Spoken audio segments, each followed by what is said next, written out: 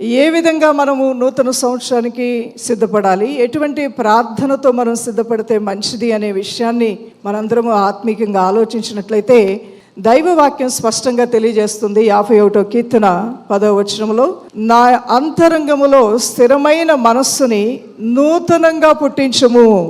అవును, స్థిరమైన మనస్సు నూతనంగా కలుగు చేయమని కీర్తనకారుడు అడుగుతున్నాడు. అంటే ఇప్పటి వరకు అతనికి స్థిరమైన మనస్సు లేదా, అతని మనస్సు ఏమైనా అస్థిరంగా ఉందా అనే విషయానికి వస్తే అదేమీ కాదు. కానీ అతను కోరుకుంటూ ఉన్నాడు దేవుని యొక్క సన్నిధానంలో, ఇప్పటి వరకు నేను జీవించిన జీవితం కన్నా కూడా ఇంకా నేను నూతనత్వాన్ని, నూతన ఆశీర్వాదాల కొరకు కోరుకుంటున్నాను ప్రభువా.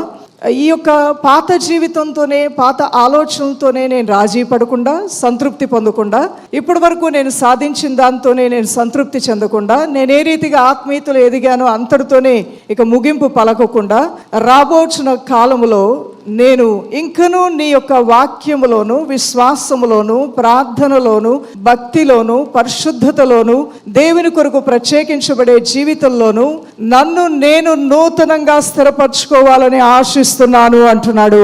ఇట్టి ప్రార్థనతో మనం సిద్ధపడిన యెడల ఎంత ఆశీర్వాదకరంగా, ఎంత అద్భుతంగా ఉంటుందో ప్రియ దైవజనమా.